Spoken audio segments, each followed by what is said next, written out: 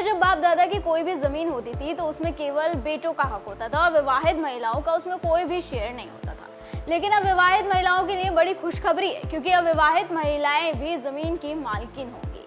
UP में लड़कियों को भी कृषि जमीन में उनका पूरा हक मिलेगा, क्योंकि उत्तर प्रदेश की विवाहित महिलाओं के लिए योगी सरकार की तरफ से एक बहुत बड़ा कदम उठाया गया है। मध्य प्रदेश और राजस्थान की तर्ज पर उत्तर प्रदेश राजस्व संहिता 2006 में संशोधन का प्रस्ताव तैयार किया गया है, जिसके तहत विवाहित और अविवाहित बेटियों को पिता की संपत्ति में समान अधिकार मिलने वाला है। अगर ये प्रस्ताव कैबिनेट और दोनों सदनों से मंजूरी प्राप्त कर लेता है तो ये महिला सशक्तिकरण की दिशा में एक क्रांतिकारी बदलाव होगा, जिसका मतलब है कि अब बेटी शादी के बाद भी अपने बाप दादा की जमीन पर उतना ही हक जमा सकेगी जितना उनके भाई का होता है।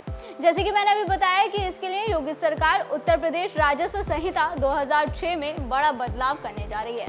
अभी तक की कहानी ये थी कि धारा 108(2) के तहत पिता की कृषि जमीन पर सिर्फ विधवा पत्नी, बेटों और अविवाहित बेटियों का हक था। शादीशुदा बेटी को तब तक इंतजार करना पड़ता था जब तक कोई और वारिस ना बचे।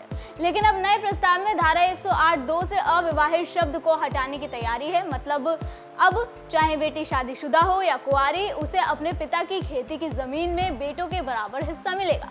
ये प्रस्ताव राजस्व परिषद ने तैयार कर लिया है और अब ये विधि, न्याय, वित्त विभागों की छानबीन से होते हुए कैबिनेट और फिर विधानमंडल में जाएगा। फिर इसके बाद इसे योगी आदित्यनाथ के नेतृत्व वाली कैबिनेट के सामने रखा जाएगा और आखिर में विधानमंडल के दोनों सदनों में मंजूरी के लिए पेश किया जाएगा। अगर विधानमंडल के दोनों सदनों से प्रस्ताव को मंजूरी मिल जाती है, कुल मिलाकर अगर सब कुछ ठीक रहा तो जल्द ही ये कानून बनकर बेटियों के लिए बड़ी सौगात लेकर आएगा। जाहिर तौर पर इस प्रस्ताव को सामाजिक और आर्थिक रूप से महिलाओं को सशक्त बनाने की दिशा में एक महत्वपूर्ण कदम माना जा रहा है, क्योंकि ये बदलाव न केवल महिलाओं को आर्थिक स्वतंत्रता प्रदान करेगा बल्कि ग्रामीण क्षेत्रों में लैंगिक समानता को भी बढ़ावा देगा, खासकर उन मामलों में जहां विवाहित बेटियों को पारिवारिक संपत्ति से वंचित रखा जाता है। ये कानून उन्हें उनके अधिकार दिलाने में मदद करेगा। यही नहीं, इस प्रस्ताव के लागू होने से उत्तर प्रदेश में सामाजिक ढांचे में बड़ा बदलाव आने की भी उम्मीद है, क्योंकि ये न केवल बेटियों को उनके पिता की संपत्ति में बराबर हक दिलाएगा बल्कि समाज में लैंगिक समानता को बढ़ावा देने में भी मदद करेगा। ग्रामीण क्षेत्रों में जहां कृषि भूमि परिवार की आर्थिक स्थिति का आधार होती है, ये कानून महिलाओं को आत्मनिर्भर बनाने में महत्वपूर्ण भूमिका निभा सकता है। इस तरह से योगी सरकार ने एक बार फिर दिखा दिया है कि जब बात बेटियों की आती है तो वो कोई कसर नहीं छोड़ती। फिलहाल ये प्रस्ताव अभी शुरुआती दौर में है, लेकिन सवाल ये भी है कि क्या हिस्सेदारी का प्रतिशत कितना होगा, क्या महिलाओं की हिस्सेदारी का भी प्रतिशत तय किया जाएगा तो कितना किया जाएगा, जिसको लेकर अभी तक तो सरकार की तरफ से कुछ भी नहीं कहा गया है और फिलहाल इस पर सस्पेंस बरकरार है।